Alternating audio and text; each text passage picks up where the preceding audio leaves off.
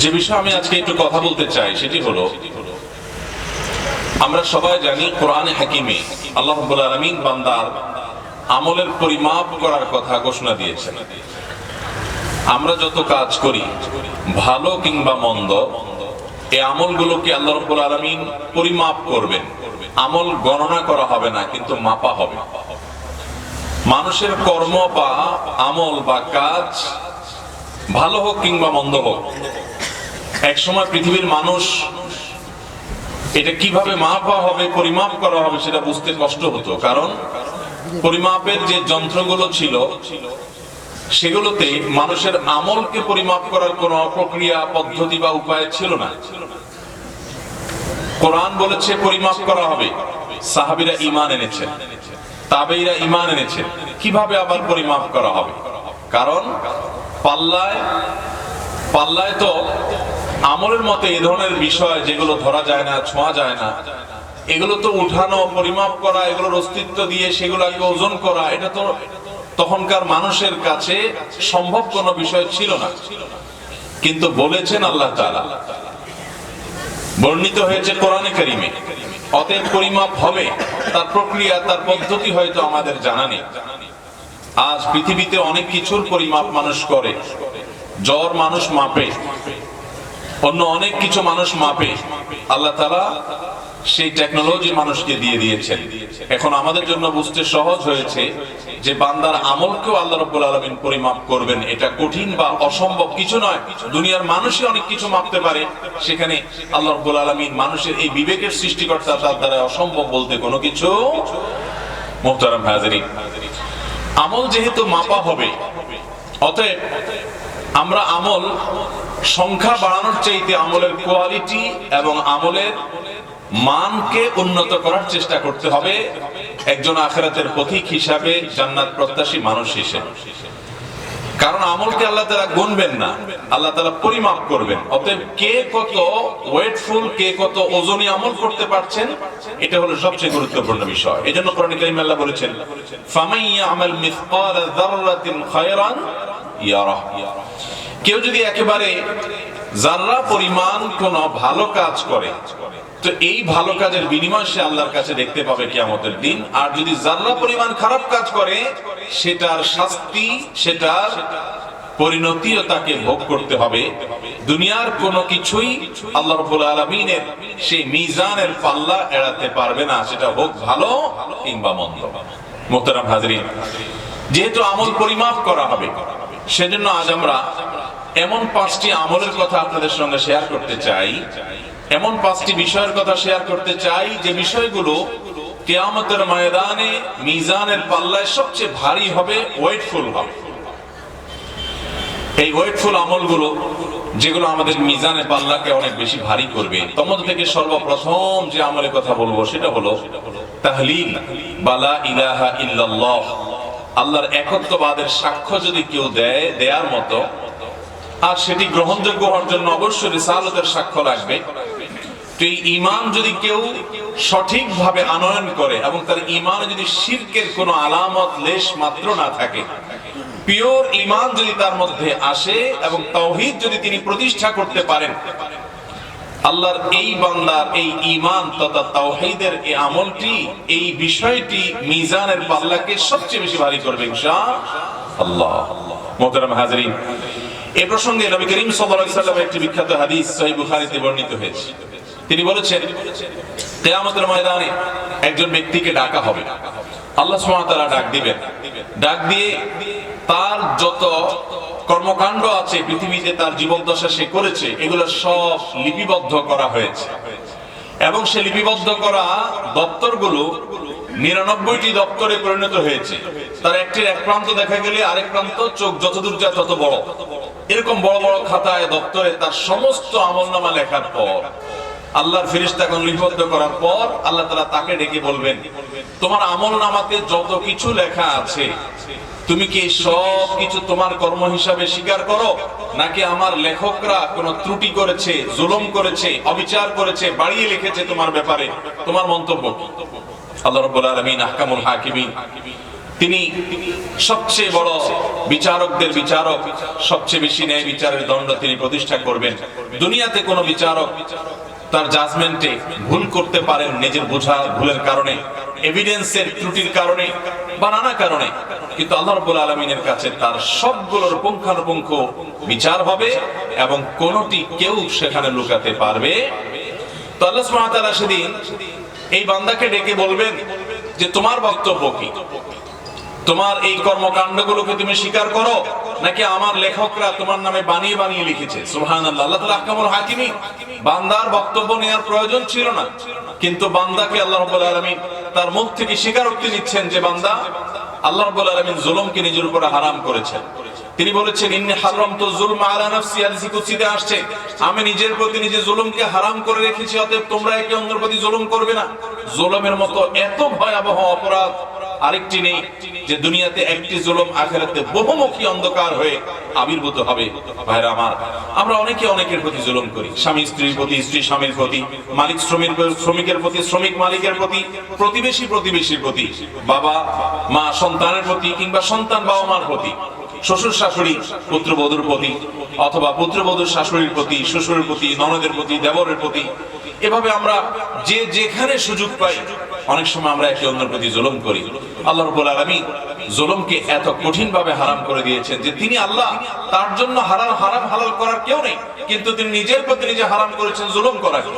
সে আল্লাহ রাব্বুল আলামিন সেদিন বলবেন, যাতে জুলুমের ব্যাপারে বান্দার কোনো সন্দেহ না থাকে, বান্দাকে বলবেন তোমার এই কর্মকাণ্ডকে তুমি নিজে স্বীকার করো কিনা। তখন সে লোক বলবে আল্লাহ আমি স্বীকার করি, আপনার লেখকগণ একটু বাড়িয়ে লেখেননি, এগুলো সবই আমি করেছি। তখন আল্লাহ তাআলা বলবেন তোমার কি এই ব্যাপারে নিজের কোনো ওজর আছে কিনা, যে হ্যাঁ তোমার কোনো ত্রুটি ছিল না, আসলে এটা এমনি এমনি হয়েছে, বা তুমি নিজের পক্ষে কোনো দায় মুক্তির ব্যাপারে বক্তব্য দিতে পারো কিনা। তখন বান্দা বলবে আল্লাহ না, সেরকম কিছুই আসলে বলার নাই, আমি প্রবৃত্তির তাড়নায় তাড়িত হয়ে, কোরআন হাদিসে নিষেধ করা আছে আমি জানি, তারপরও আমি এই সমস্ত কর্মকাণ্ড করেছি, করে আমার আমলনামাকে ভারী করেছি।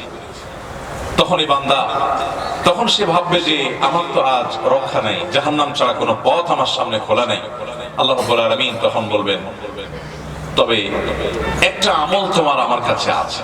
আল্লাহ তাআলা একটা কোনো কিছু বের করবেন যেখানে কালিমাতুশ শাহাদা লেখা, এরপর ওটাকে তার মিজানের পাল্লা আল্লাহ তাআলা রেখে বলবেন যে এই আমলটি তোমার আমার কাছে আছে, যে তুমি তাওহীদে বিশ্বাসী ছিলে, তোমার ঈমানটাকে তুমি ঠিক রেখেছো, ঈমানটাকে তুমি পিওর করে রাখতে চেষ্টা করেছো এবং পেরেছো।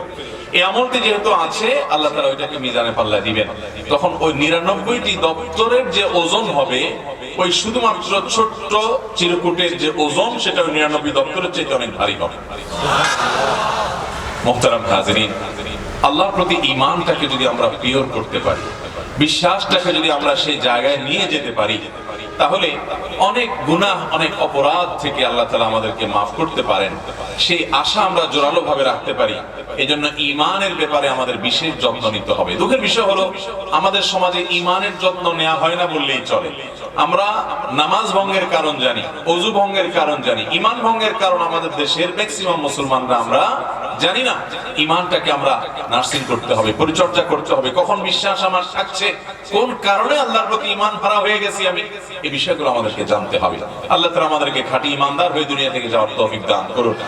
তাহলে ভাইরা আমার, লা ইলাহা ইল্লাল্লাহ এর বিশ্বাস যেরকম অন্তরে স্থাপন করতে হবে, আমাদের ইলাহ এবং মাবুদ উপাসনার একমাত্র উপযুক্ত কে? আল্লাহ। আমাদের কপাল সিজদার পাওয়ার উপযুক্ত একমাত্র কে? কেন আল্লাহ তাআলা আল্লাহ ছাড়া কাউকে ইবাদত করলে, শিরক করলে সেটাকে জুলমুন আযীম বা মহা অপরাধ বলে সাব্যস্ত করেছেন? কেন আল্লাহ ঘোষণা দিয়েছেন যে ইন্নাল্লাহা লা ইয়াগফিরু আন ইউশরাকা বি, আল্লাহর সঙ্গে শিরক করা হলে এটি আল্লাহ ক্ষমা করবেন না। ক্ষমা করবেন না মানে হলো যদি কেউ করে তওবা ছাড়া দুনিয়া থেকে যায়, আর তওবা করলে আল্লাহ সবই মাফ করবেন। এই যে শিরকের অপরাধ, এটি ক্ষমার অযোগ্য। যদি অপরাধ নিয়ে দুনিয়া থেকে কেউ যায়, এটি আল্লাহ কেন বললেন? এর অন্যতম কারণ হলো শিরক, এটা হলো মানবতার জন্য অনেক বড় অপমানের ব্যাপার। কারণ মানুষকে আল্লাহ তাআলা সবচেয়ে সম্মানীয় সৃষ্টি করেছেন, সেই মানুষের কপাল, তার মাথা মহান সৃষ্টিকর্তা ছাড়া যদি কারোর সামনে নোয়ানো হয়, তাহলে ওইটা মানুষের অপমান হয়, মানবতার অপমান হয়। এজন্য এটা এত ভয়াবহ অপরাধ। এছাড়া আরো নানাবিধ কারণ আছে। অতএব ভাইরা আমার, আমরা আমাদের ঈমানকে শিরক মুক্ত রাখার চেষ্টা করব তো ইনশাআল্লাহ। নবী করিম সাল্লাল্লাহু আলাইহি সাল্লাম তার অত্যন্ত স্নেহের সাহাবী আব্দুল্লাহ ইবনে আব্বাস রাদিয়াল্লাহু তাআলাকে বলেছেন, ইযা সাআলতা ফাসআলিল্লাহ।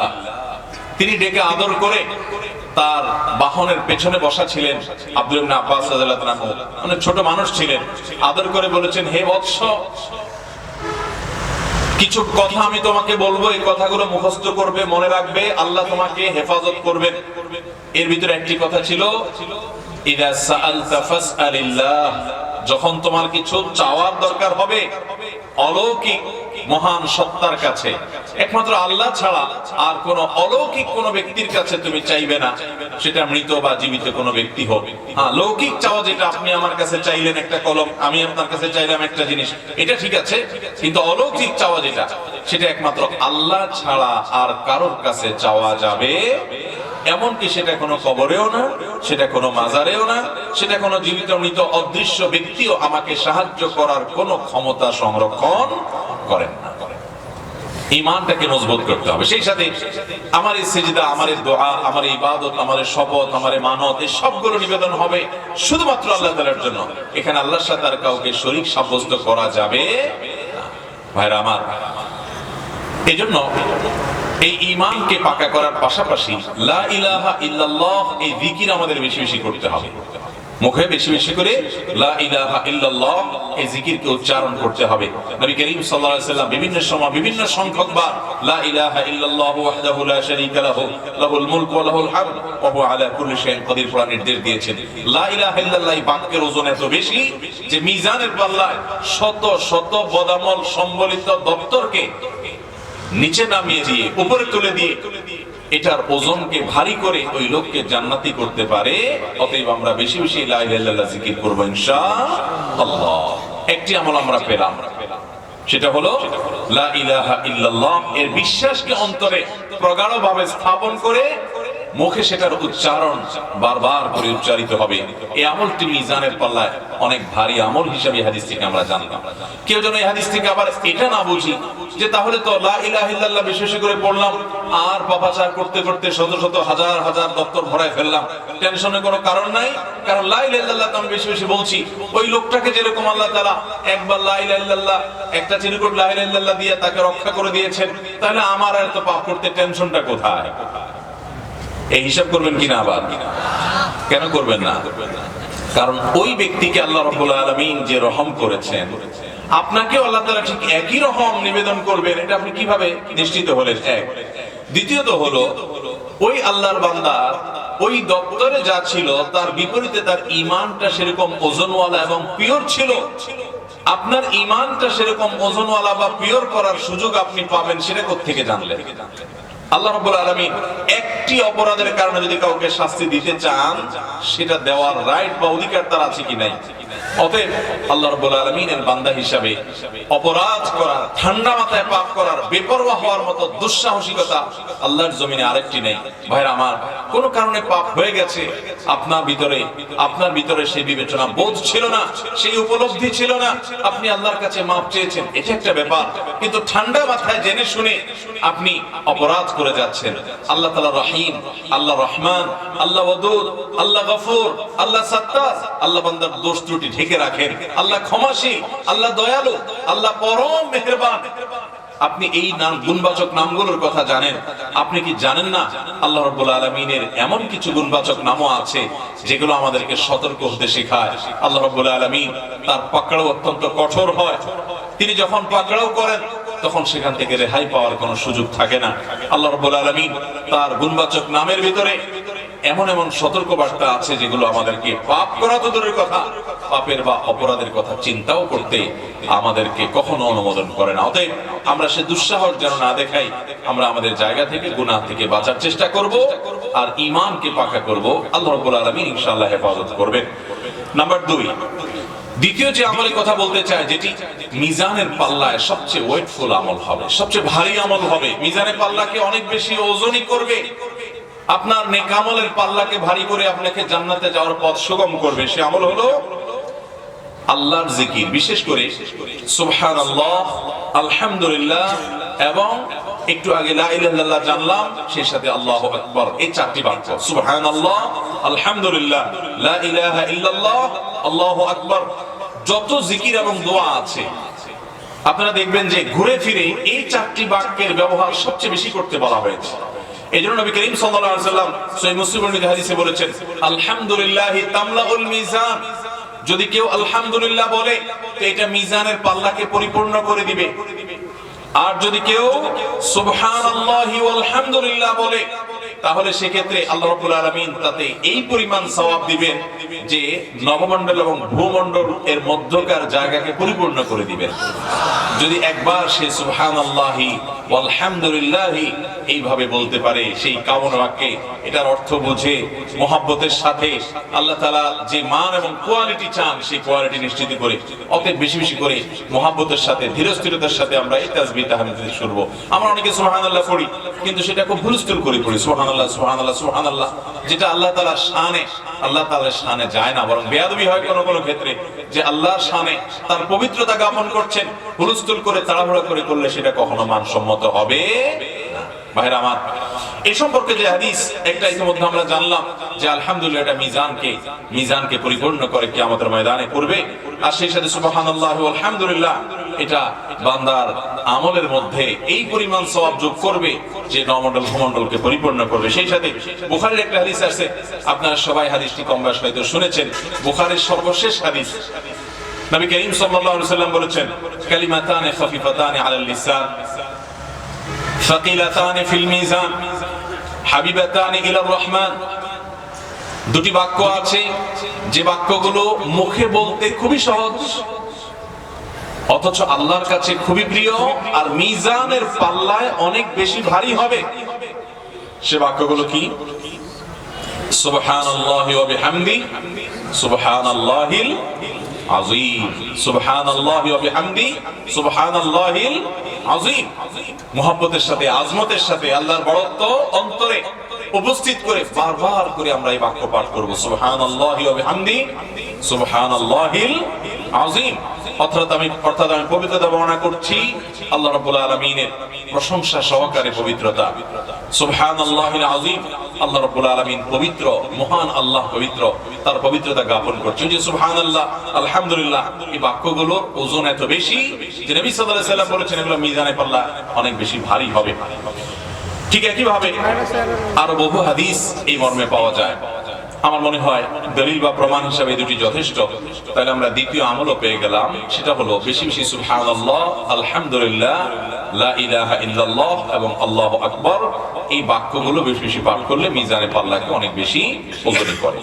নাম্বার 3, আল্লাহ তাআলা কাউকে যদি সন্তান দেওয়ার পর নিয়ে যান, কোন বাবা কোন মা যদি সন্তান হারা হয়ে যান, আল্লাহর জমিনে কষ্টের যত মুহূর্ত আছে এর মধ্যে অন্যতম একটা মুহূর্ত এটি। এই সময় যদি আল্লাহর কোন বান্দা সবর করে, ধৈর্য ধারণ করে, হাহুতাশ না করে, অস্থির না হয়, বেসবর না হয়, তো আল্লাহ রাব্বুল আলামিন তার এই আমলটা এর বিনিময়ে তিনি যে সবর যে করলেন এর বিনিময়ে তাকে এত বেশি সওয়াব এবং পুণ্য দিবেন, নেক দিবেন যে এটা তার সবচেয়ে ওয়েটফুল হবে। অর্থাৎ এই আমলটা অনেক বেশি ভারী করে দিবে তার মিজানে পাল্লাকে। নবী করিম সাল্লাল্লাহু আলাইহি ওয়াসাল্লাম মুসনাদ আহমদ হাদিসে বলেছেন, বাহ বাহ, আরবিতে বাহ বাহ বলা হয়, আমরা যেরকম বাংলাতে অবাক হয়ে বলি বাহ বাহ, মাশাআল্লাহ, এই টাইপের। নবী করিম সাল্লাল্লাহু আলাইহি ওয়াসাল্লাম বলেছেন, বাহ বাহ খামসুন মা আথকালাহুন্না ফিল মিজান, 5টি আমল আছে সেগুলা মিজানে পাল্লায় কত ভারী, তিনি অবাক হয়ে বলছেন কত বেশি ভারী। এই 5টির মধ্যে 4টি ইতিমধ্যে আমরা বলে ফেলেছি, অর্থাৎ সুবহানাল্লাহি ওয়াল হামদুলিল্লাহি ওয়া লা ইলাহা ইল্লাল্লাহ আল্লাহু আকবার, এই 4 বাক্য এটা ইতিমধ্যে বলা শেষ। আর 5 নম্বর হলো নবী করিম সাল্লাল্লাহু আলাইহি ওয়াসাল্লাম বলেছেন, কোন আল্লাহর বান্দার যদি কোন সন্তান আল্লাহ তাআলা দেন, নেক সন্তান আল্লাহ তাআলা দেন, এই সন্তান হারা যদি তিনি হয়ে যান, এরপর তিনি যদি সবর করেন এবং ধৈর্য ধারণ করে আল্লাহর কাছ থেকে সওয়াব আশা করেন যে আমি সবর করলাম, আল্লাহ আমাকে এর জন্য বিনিময় দিবেন, তো আল্লাহ রাব্বুল আলামিন তার এই সবরের এই আমলটাকে কিয়ামতের ময়দানে মিজানের পাল্লায় এত ভারী করে দিবেন যে এর চেয়ে ভারী কোনো আমল আর হবে না। আমরা যারা সন্তান হারা হয়েছি, অনেক আমাদের ভাইরা আছেন, অনেক বোনরা আছেন, তাদের অনেক মনোবেদনা, অনেক মনে কষ্ট। এই হাদিস তাদের জন্য অনেক বড় সান্ত্বনা, কিন্তু শর্ত হলো ধৈর্য ধারণ করতে হবে। আমরা ধৈর্য ধারণ করি, বিভিন্ন বিপদে আপদে ধৈর্য ধারণ করি, কিন্তু সেটা হলো অনেক হাউতাস, অনেক অস্থিরতা, অনেক বেসবরি এবং আল্লাহর শানের খেলাফ অনেক কাজ করার পর একটা পর্যায়ে বলি ঠিক আছে কি আর করা, তাহলে সবর করলাম। তো এটা কিন্তু সবর হিসাবে পরিগণিত হবে। নবী করিম সাল্লাল্লাহু আলাইহি ওয়াসাল্লাম বলেছেন ইন্নামাস সাবরু ইনদাস সাদমাতিল উলা, প্রথম আঘাতের সময় যদি আপনি দাঁড়িয়ে থাকতে পারেন এবং আপনার মুখ থেকে কোনো কটু কথা বের না হয়, সন্তান হারার কারণে বা যে কোনো বিপদের কারণে আপনার চোখে পানি আসবে, মনে কষ্ট আসবে, এটা স্বাভাবিক, এটা ন্যাচারাল। কিন্তু এর কারণে আপনি যেমন অস্থির হয়ে আল্লাহর ফয়সালার প্রতি অসন্তোষ প্রকাশ, বিদ্রোহ প্রকাশ, কোন প্রকার অসৌজন্যতামূলক আলাপ আলোচনা কিংবা কোনো কটু মন্তব্য করা, এ ধরনের কিছু যদি আপনি না করেন, তাহলে সেটাই হবে প্রকৃত ধৈর্য।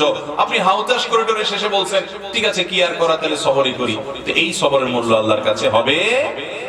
মোহতারাম হাজরিন, আমাদের সমাজে অনেক আমলওয়ালা মানুষ পাবেন, অনেক আমলওয়ালা মানুষ পাবেন, সবরকারী মানুষের সংখ্যা খুবই নগণ্য। যত সমস্যা এই সমাজে আছে, এই পরিবারগুলোতে আছে, এই ম্যাক্সিমাম সমস্যার সমাধান হলো আমাদের মধ্যে সবরের গুণটা আনা। দাম্পত্য জীবনে শান্তি আনার জন্য সবরের কোনো বিকল্প নাই। যত অশান্তি আছে দেখবেন এগুলার মূল কারণ হলো ধৈর্যহীনতা। আল্লাহ তাআলা আমাদেরকে সবর এবং ধৈর্য ধারণ করার তৌফিক দান করুন। ভাইরা আমার, কোরআনে কারিমে আল্লাহ তাআলা বলেছেন ইন্নামা ইউওয়াফাস সাবিরুনা আজরাহুম বিগাইরি হিসাব, ধৈর্যশীলদেরকে আল্লাহ তাআলা বিনিময় কোনো হিসাব করে দিবেন না, হিসাব ছাড়া দিবেন ধৈর্যশীলদের। অতএব আমরা সবরকারী হব তো ইনশাআল্লাহ। যে কোনো বিপদে, যে কোনো আপদে, পৃথিবীতে সবকিছু আমার মন মতো হবে না, অনেক কিছু আমার মনের বাইরে হবে, আমার চাওয়ার বিপরীতে হবে। এই সময়গুলোতে হাসি মুখে সেগুলোকে বরণ করে নিতে পারা, রাগ হয়েছে সেটাকে ঢোক গিলে ফেলা এবং নিয়ন্ত্রণ করা, সবর করা, ধৈর্য ধারণ করা, যে কোনো বিপদে হাসি মুখে কথা বলতে পারে, এটা অনেক বড় একটা যোগ্যতার ব্যাপার। বেশিরভাগ মানুষ পারে না। আল্লাহ তাআলা আমাকে আপনাকে সবরকারীদের কাতারে শামিল হওয়ার তৌফিক দান করুন। ভাইরা আমার, তাহলে সন্তান হারার বেদনায় আমাদের কোনো ভাই, কোনো বোন, কোনো মা, কোনো বাবা যদি কষ্ট পান, আঘাতপ্রাপ্ত হন, আর যদি আল্লাহকে খুশি করবার জন্য সবর করেন, বিনিময় পাওয়ার জন্য যদি হাসি মুখে মেনে নেন, আল্লাহ রাব্বুল আলামিন তার এই আমলটাকে মিজানে পাল্লায় সবচেয়ে ওয়েটফুল আমল করে দিবেন ইনশাআল্লাহ। নাম্বার 4 নম্বর আমল হলো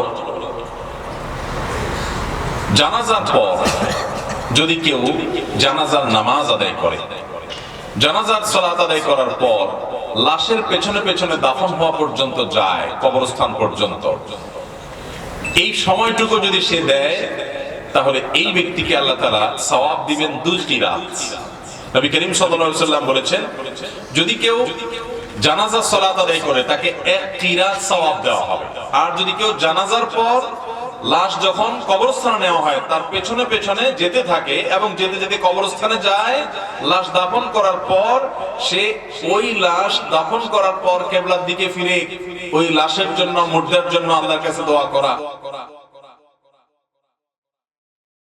সে আমলটা করে, অর্থাৎ শেষ পর্যন্ত থাকে, অর্থাৎ কবরে লাশ দাফন করা পর্যন্ত সে অপেক্ষা করে, মাটি দেয়, এই পর্যন্ত যদি থাকে তাহলে তাকে 2 কিরাত দেওয়া হবে। অর্থাৎ জানাজা পড়ে যে পরিমাণ সওয়াব পাইছে এটুকু গিয়ে তার ডাবল সওয়াব সে পাবে। আর কিরাতের পরিমাণ সম্পর্কে নবী করিম সাল্লাল্লাহু আলাইহি ওয়াসাল্লাম বলেছেন ওয়াল্লাযী নাফসি বিয়াদিহি, ওই আল্লাহর শপথ করে বলছি যার হাতে আমার জীবন, কিরাতের ওজন কি? লাহু আথকালু ফি মিজানিহি মিন উহুদ, একজন বান্দাকে আল্লাহ তাআলা 1 কিরাত সওয়াব দিবেন। এর মানে হলো উহুদ পাহাড় যে বিশাল আকারের পাহাড়, এর চেয়ে অনেক বেশি ভারী হবে 1 কিরাত সওয়াবের পরিমাণ নয়, এটার ওজন হবে এর চেয়ে ভারী, অর্থাৎ সংখ্যা নয়, বরং এর পরিমাণটা হলো যে এর ওজনটা হবে এত ভারী যে উহুদের পাহাড়ের চেয়ে অনেক ওয়েটফুল হবে। সওয়াব কিন্তু 1 কিরাত, পরিমাণ হবে এত, অর্থাৎ ওজন হবে এত বেশি। আর যদি দুইটাই কাজ করেন তাহলে 2 কিরাত অর্থাৎ ডাবল সওয়াব পাবেন। ভাইরা আমরা, আমাদের সমাজে এই আমলটার ক্ষেত্রে ঘাটতি আছে। আমরা জানাজা অনেকেই পড়ি কিন্তু দাফন হওয়া পর্যন্ত অনেকে আমরা থাকি না, অথচ লাশের পেছনে পেছনে যাওয়া কিন্তু একটা গুরুত্বপূর্ণ আমল। লাশের পেছনে পেছনে যাওয়া এবং কবরস্থান পর্যন্ত যাওয়া, দাফন করার পরও তারপরে যে তাকে শেষ করে নির্বিলি করে তারপরে সেখান থেকে আস্তে ধীরে আসা, এই সময়টুকু দিতে পারা একটা ইবাদত। আমরা এটাকে ইবাদত হিসাবে অনেকে জানি না। এই আমলটা অনেক ভারী আমল।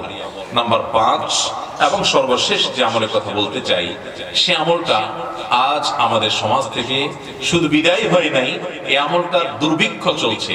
আর এই একটি বিষয় না থাকার কারণে আমরা আজ মুসলমানরা ভালো মুসলমান হতে পারছি না ভাইরা আমার। আমি প্রায় সময় বলার চেষ্টা করি, নামাজি মুসলমান পরিমাণে কম আছে, নামাজের ত্রুটি বিচ্ছুতি আছে, তাও কিছু আছে। রোজাদার মুসলমান আছে, ভুল ত্রুটি সহকারে হলেও রোজা রাখে কম বেশি আমাদের দেশে মানুষ, সারা দুনিয়াতে। কিন্তু যেই জিনিসটার সবচেয়ে বেশি অভাব সেটা হলো এটি, আর সেটি হলো বান্দার সুন্দর আচরণ, আখলাক। এটা মিজানের পাল্লা সবচেয়ে বেশি ওয়েটফুল আমল হবে। নবী করিম সাল্লাল্লাহু আলাইহি ওয়াসাল্লাম বলেছেন, সূরা তিরমিজিতে এবং আবু দাউদে বর্ণিত হয়েছে, মা মিন শাইইন ইউদাউ ফিল মিজান, বান্দার আমল মিজানের পাল্লা যে উঠানো হবে এর মধ্যে সবচেয়ে ভারী আমল হবে আফকালু মিন হুসনিল খুলুক, বান্দার সুন্দর আচরণের চাইতে ভারী কোনো আমল আরেকটা হবে না। সবচেয়ে ওয়েটফুল আমল হবে সুন্দর আচরণ। ওই যে ঈমানকে, তাওহীদকে যদি সর্বোচ্চ সর্বাধিক ওয়েটফুল আমল বলি, তাহলে মাঝের গুলো ওয়েটফুল, কিন্তু এটা হলো সবচেয়ে বেশি ঈমানের পর সবচেয়ে ওয়েটফুল আমল হলো বান্দার সুন্দর আচরণ। এই আচরণের আজ দুর্ভিক্ষ চলছে। নামাজি কালামে মানুষ কিন্তু আচরণ ভালো নেই, ঠিক না বেঠিক? দাঁড়িয়ে আছে মুখে কিন্তু আচরণ ভালো নাই। মাশাআল্লাহ উনি হক হালালি চলেন কিন্তু আচরণ ভালো নাই। মাশাআল্লাহ উনি অনেক গুনাহের কাজ করেন না, পাপের কাজ করেন না, মানুষটা ভালো কিন্তু আচরণ খারাপ এবং আখলাক খারাপ। আখলাক খারাপ মানে আমরা অনেকে মনে করি তার ব্যবহার, মুখের যে আচার ব্যবহার এটাই শুধু না, এটা আর অনেক ব্যাপক বিষয়। একজন মানুষের ধৈর্য নাই, তাহলে তার আখলাকের ত্রুটি। একজন মানুষ বদমেজাজ, তাহলে তার আখলাকের ত্রুটি। একজন মানুষ অহংকার করে, তার আখলাকের ত্রুটি। একজন মানুষের মধ্যে বিনয়ের অভাব আছে, তার মানে আখলাকের ত্রুটি। একজন মানুষ অন্যকে তুচ্ছ তাচ্ছিল্য করে বেড়ায়, এটা তার আখলাকের ত্রুটি, আচরণগত ত্রুটি। একজন মানুষ তার মধ্যে আল্লাহর প্রতি ভরসা নাই, ছোটখাটো কিছুতে সে হতাশ হয়ে যায়, এটা তার আচরণগত ত্রুটি। আর মানুষের সাথে মানুষের যে অধিকার আছে সেটা আদায় যদি ত্রুটি থাকে, এটা তার আখলাকের ত্রুটি। আখলাকটাকে যে যত সুন্দর করবে তার দ্বারা কারোর কোনো অধিকার নষ্ট হবে না। প্রতিবেশী তার উপরে খুশি, বন্ধু বান্ধব তার উপরে সন্তুষ্ট, আশেপাশের লোকজন তার উপরে সন্তুষ্ট, আত্মীয় স্বজন তার উপরে সন্তুষ্ট, বাড়ির প্রতিবেশী, বাড়ির লোকজন তার উপরে সন্তুষ্ট, সবাই তার উপরে সন্তুষ্ট তার আচরণের কারণে। যে লোকটার আচরণটা ভালো, তার দ্বারা কেউ কষ্ট পায় না, আঘাত পায় না, এইরকম শোনার মানুষ আজ বড় অভাবের আমাদের সমাজে। ভাইরা, এই মুসলমানের দাম আল্লাহর কাছে অনেক বেশি। আল্লাহ তাআলা আমাদের আখলাকগুলোকে সুন্দর করার তৌফিক দান করুন।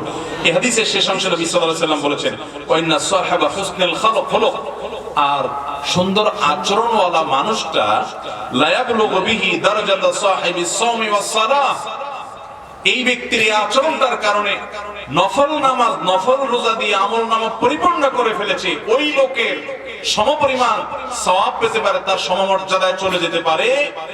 নফল নামাজ আর নফল রোজা এত নাই, কিন্তু আখলাকটা ভালো আছে, আখলাক দিয়ে শুধুমাত্র সে ওই নামাজি এবং রোজাদারের সমপর্যায়ে হয়ে যেতে পারে। অতএব আমাদের আখলাকগুলোকে ভালো করবো তো ইনশাআল্লাহ। নিজের স্ত্রীর সাথে সর্বোচ্চ সুন্দর ব্যবহার করতে হবে ভাইরা। আল্লাহ বলেছেন ওয়াশিরুহুন্না বিল মারুফ, তাদের সাথে সুন্দর আচরণ করো। আমাদের অনেক ভাইরা আছেন বাহিরে অনেক ভালো, কাস্টমারের সাথে ভালো, ক্লায়েন্টের সাথে ভালো, পরিচিত অপরিচিত মানুষের সাথে ভালো, কিন্তু নিজের স্ত্রীর সাথে যা তা আচরণ, বদরাগ আছে না নাই? বেচারের উপরে যত রকমের টর্চার, অবিচার, গালমন্দ, বাজে কথা, ঘরে ঘরে। অনেক লোক আছে বাহিরে অনেক সভ্য ভদ্র, ওনাকে মানুষ অনেক ভালো জানে, কিন্তু ওনার বউ জানে ওনার চরিত্রের হাল কি, ঠিক না? এই জন্য নবী করিম সাল্লাল্লাহু আলাইহি ওয়াসাল্লাম বলেছেন যে খায়রুকুম খায়রুকুম লিআহলি ওয়া আনা খায়রুকুম লিআহলি। তিনি বলেছেন তোমাদের মধ্যে সবচেয়ে ভালো মানুষ কে? এই মাহফিলের মধ্যে সবচেয়ে ভালো মানুষ কে? যে তার পরিবারের কাছে। কোন কোন হাদিস তিনি স্ত্রীকে নির্দিষ্ট করে বলে দিয়েছেন যে তার স্ত্রীর কাছে ভালো। অর্থাৎ স্ত্রী যদি বলে দিল থেকে যে আমার সাহেব, আমার স্বামী ওনার মতো মানুষ হয় না, উনি আসলে একজন অমায়িক ভালো মানুষ, এই সার্টিফিকেট যদি বউয়ের কাছ থেকে নিতে পারেন তো আল্লাহর কাছেও আপনি ভালো নিতে পারবেন। সবাই যায় বাসায় বউকে জিজ্ঞাসা করবেন যে হাদিসের ভাষ্য মতে তোমার সার্টিফিকেট ছাড়া আমি ভালো হওয়ার সুযোগ নাই, আসলে আমি মানুষটা কেমন বলো। যদি বউ হেসে দেয় পিট করে, তাহলে বুঝবেন যে কাহিনী ভিন্ন। বুঝতে পেরেছেন? যদি হেসে দেয় তাহলে বুঝতে হবে আলামত ভালো না। অতএব স্ত্রীর কাছে ভালো হওয়ার জন্য নিজের আচরণটাকে সুন্দর করার চেষ্টা করতে হবে ইনশাআল্লাহ। অনেক মানুষ আছে এই জায়গা ধরা খেয়ে যাবে। নবী করিম সাল্লাল্লাহু আলাইহি ওয়াসাল্লাম বলেছেন কিন্তু ওয়া আনা খায়রুকুম লিআহলি, তোমাদের মধ্যে স্ত্রীর কাছে সবচেয়ে ভালো অমায়িক মানুষ তোমরা যে যতজন আছো, নবীজি বলেছেন আমি তোমাদের মধ্যে স্ত্রীর কাছে, পরিবারের কাছে সবচেয়ে ভালো। অতএব এই গুণটা অর্জন করার চেষ্টা করবেন তো ইনশাআল্লাহ। আজ থেকে বউয়ের সাথে কোনো খারাপ আচরণ করা যাবে, রাগারাগি করে বাজে কথা বলা যাবে ভাইরা আমার। এই জিনিসটা আমরা অনেকে আমাদের অধিকার মনে করি যে আমার বিবাহিত স্ত্রী, অতএব তার সাথে রাগ না করলে আর কার সাথে করবো। দুনিয়ার সবচেয়ে বেশি দুরাচরণ তার সাথে করা হয়, অথচ বেশি আচরণ মা বাবার পর সবচেয়ে ভালো আচরণ পাওয়ার হকদার হলো আপনার স্ত্রী। ঠিক না ঠিক?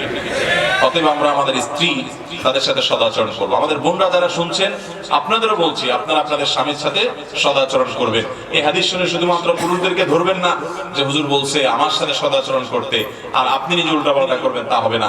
স্বামী হয়ে যদি উনি সদাচরণ করতে হয়, তাহলে আপনার কর্তব্য আরো কত বেশি। আল্লাহ তাআলা আমাদের সবাইকে এই উন্নত আখলাক এবং চরিত্র এটা অর্জন করার তৌফিক দান করুন। চেষ্টা করবো তো ইনশাআল্লাহ। আমি 5টা আমল আবার বলছি। 1 নম্বর হলো লা ইলাহা ইল্লাল্লাহ, এর বিশ্বাসকে অন্তরে খুব ভালোভাবে বদ্ধমূল করা, শিরক থেকে নিজেকে পরিচ্ছন্ন করা। লা ইলাহা ইল্লাল্লাহ জিকির বেশি বেশি পাঠ করা, এটা মিজানের পাল্লায় আমাদের নেক আমলকে অনেক বেশি ওজনদার এবং ভারী করবে ইনশাআল্লাহ। দ্বিতীয়ত হলো সুবহানাল্লাহি ওয়াল হামদুলিল্লাহি ওয়া লা ইলাহা ইল্লাল্লাহ আল্লাহু আকবার এবং সুবহানাল্লাহি ওয়া বিহামদিহি সুবহানাল্লাহিল আযীম। এই বাক্যগুলো আমাদের আমল নামাকে অনেক বেশি ভারী করবে, নেক আমল নামাকে। তৃতীয়ত হলো যদি আল্লাহ তাআলা কারোর সন্তানকে নিয়ে যান দুনিয়া থেকে, তাহলে তিনি যদি সবর করেন, ধৈর্য ধারণ করেন, এই আমলটার ওজন হবে অনেক বেশি। চতুর্থত হলো জানাজার সালাত আদায় করার পর, সালাত যেরকম আদায় করা একটা ইবাদত, লাশের পেছনে পেছনে কবরস্থান পর্যন্ত যাওয়া আরেকটা ইবাদত। এই দুটি আমলের ওজন হবে উহুদ পাহাড়ের সমপরিমাণের চাইতে, ওজনের চাইতে আরো বেশি। তার মানে এটার ওজন হবে অনেক বেশি এবং অনেক ভারী আমল এটি। আর 5 নম্বর, ইমানের পর সবচেয়ে গুরুত্বপূর্ণ যেটি এই ক্ষেত্রে, অর্থাৎ ওজনদার আমলের ক্ষেত্রে, সেটি হলো ভাইরা আমাদের আচরণগুলো। এই আচরণওয়ালা মানুষ, আখলাকওয়ালা মানুষ আজকাল পাওয়া যায় না। সব আমাদের আচরণগুলো থেকে দুর্গন্ধ ছড়ায়। আমাদের নবী করিম সাল্লাল্লাহু আলাইহি সাল্লাম এত সুন্দর আচরণকারী ছিলেন যে তার আচরণ দ্বারা কেউ কোনোদিন আঘাতপ্রাপ্ত হয় নাই, কেউ কোনোদিন কষ্ট পায় নাই, কারোর অধিকার কখনো নষ্ট করে নাই, কারোর প্রতি আঘাত কখনো, আক্রমণ কখনো করেন নাই, কোনোদিন কোনো গালমন্দ করেন নাই। অথচ আমরা অনেকে আছি সারা দিন গালমন্দের মধ্যেই থাকি। আছে না নাই ভাই? আল্লাহ আমাদের আখলাক গুলোকে সুন্দর করার তৌফিক দান করুন। সবাই চেষ্টা করবো তো ইনশাআল্লাহ আখলাক সুন্দর করার জন্য। যারা সুন্দর আচরণকারী ভদ্র মানুষ, তাদের সাথে বেশি বেশি উঠা বসা করবেন। আরেকটা দোয়া আছে, নবী সাল্লাল্লাহু আলাইহি ওয়াসাল্লাম শিক্ষা দিয়েছেন, আল্লাহুম্মা হদিনি লি আহসানিল আখলাক, আল্লাহ আমার আখলাককে, সুন্দর আখলাকের পথে আমাকে পরিচালিত করেন। ফাইন্নাহু লা ইয়াহদি লি আহসানিহা ইল্লা আন্ত, কারণ আপনি ছাড়া কেউ সুন্দর আখলাকের পথ দেখাতে পারবে না। ওয়াসরিফ আন্নি সাইয়্যাহা, আল্লাহ দুরাচরণ এবং খারাপ চরিত্র, বাজে গুণ, আচরণগত ত্রুটি থেকে আমাকে হেফাজত করেন। ফাইন্নাহু ওয়া লা ইয়াসরিফ আন্নি সাইয়্যাহা ইল্লা আন্ত, কারণ এই খারাপ আচরণ থেকে আপনি ছাড়া কেউ রক্ষা করতে পারবে না। আল্লাহ রাব্বুল আলামিন কিয়ামতের ভয়াবহ দিনে আমাদেরকে বেশি থেকে বেশি নেক আমলগুলো বেশি বেশি করে এবং কোয়ালিটিফুল আমল করে আমাদের নেক আমলের পাল্লাকে ওজন করে নিয়ে দুনিয়া থেকে যাওয়ার তৌফিক দান করুন। আখিরাতে শেষ হাসি হাসবার তৌফিক আমাদের সকলকে দান করুন। এই মাহফিলে যেরকম সমবেত হয়েছি, জান্নাতুল ফেরদাউসের আঙ্গিনায় আরশে আজিমের মালিক আমাদের সবাইকে এরকম সমবেত হওয়ার, একত্র হওয়ার তৌফিক দান করুন। আমিন। ওয়া আখিরু দাওয়ানা আলহামদুলিল্লাহি রাব্বিল আলামিন।